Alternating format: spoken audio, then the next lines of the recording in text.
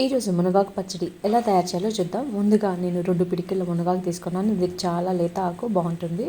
ఇంకా 2 టమోటాలు, పచ్చిమిర్చి ఒక 20 దాకా తీసుకుంటే ఇవి కొంచెం కారం తక్కువ ఉన్నాయి. కొంచెం చింతపండు. ముందుగా ఒక 2 స్పూన్స్ ఆయిల్ వేసేసుకొని పచ్చిమిరపకాయని వాట్ చేసుకోవాలి. పచ్చిమిరపకాయలు కొంచెం వాడినాక దీంట్లో మనం ముందుగా కడిగి పెట్టుకున్న మునగాకుని యాడ్ చేసేయాలి. లేతాకే బాగుంటుంది, చాలా టేస్ట్గా ఉంటుంది.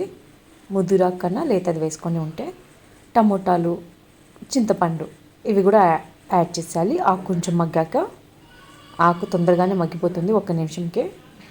ఇవి ఉడికే వరకు కలబెడుతూ అప్పుడప్పుడు చూడండి. ఇది కొంచెం మగ్గింది. ఇప్పుడు దీంట్లో ఒక 2 స్పూన్స్ నువ్వులు యాడ్ చేద్దాం. పొయ్యి ఆపేసాక దీంట్లో ఒక 4 తెల్లబాయి రబ్బలు కూడా యాడ్ చేద్దాం.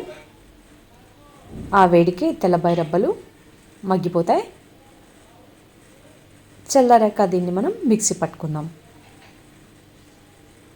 ఒక మిక్సీ జార్లోకి తీసుకొని కొంచెం వాటర్ యాడ్ చేసుకోండి. మెత్తగా పేస్ట్ లాగా దీన్ని గ్రైండ్ చేసుకుందాం. దీంట్లోనే కొంచెం సాల్ట్, సరిపడినంత సాల్ట్ వేసేసుకొని దీన్ని ఒక గిన్నెలోకి తీసేసుకుందాం. దీంట్లోకి మనం ఒక ఆనియన్, సన్నగా కట్ చేసుకున్న ఆనియన్ వేసేసి బాగా కలిపెట్టేద్దాం. దీంట్లోకి తిరువాతను కూడా పెట్టేసి బాగా మిక్స్ చేసుకోండి. చాలా టేస్ట్గా ఉంటుంది అన్నంలోకి.